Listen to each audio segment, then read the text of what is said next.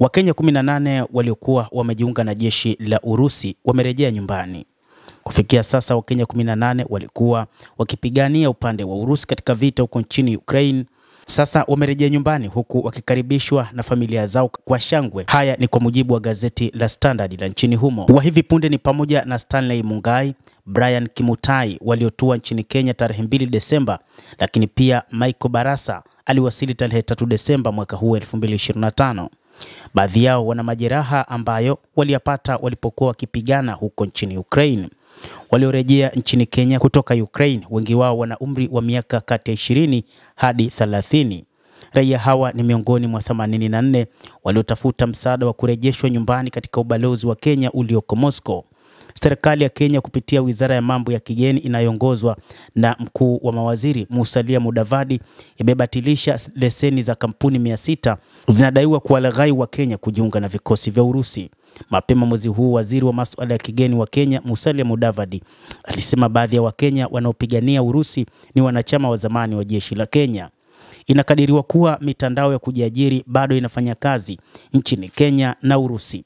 Ubalozi wa Kenya huko Moscow umeripoti majeraha miongoni mwa raia wa Kenya na wengine ambao wamekwama nchini Urusi, ilisema taarifa hiyo. Raia wengine kutoka Somalia, Sierra Leone, Togo, Cuba na Sri Lanka miongoni mwa wengine kwa sasa wanazuiliwa katika kambi za wafungwa wa vita nchini Ukraine.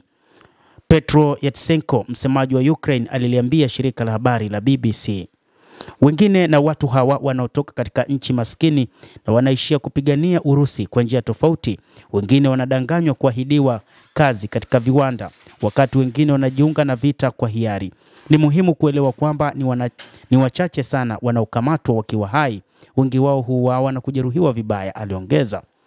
Mpango wa Alabuga Star AS uliogonga vichwa vya habari duniani hivi karibuni baada ya wanamitandao wa Afrika ya Kusini waliokuwa wakitangaza kushutumiwa kwa kuhusika na usafirishaji wa binadamu.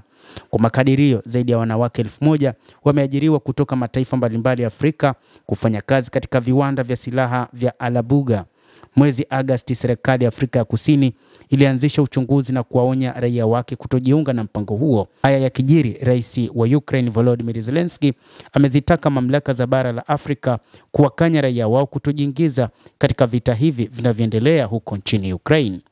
Endelea kutufuatilia mtazamaji, na usisahau kulike, kucomment, kadhalika na kusubscribe channel yetu hii ili upate habari hizi kwa mapana kupitia hapa The World News. Naitwa Adam Hussein.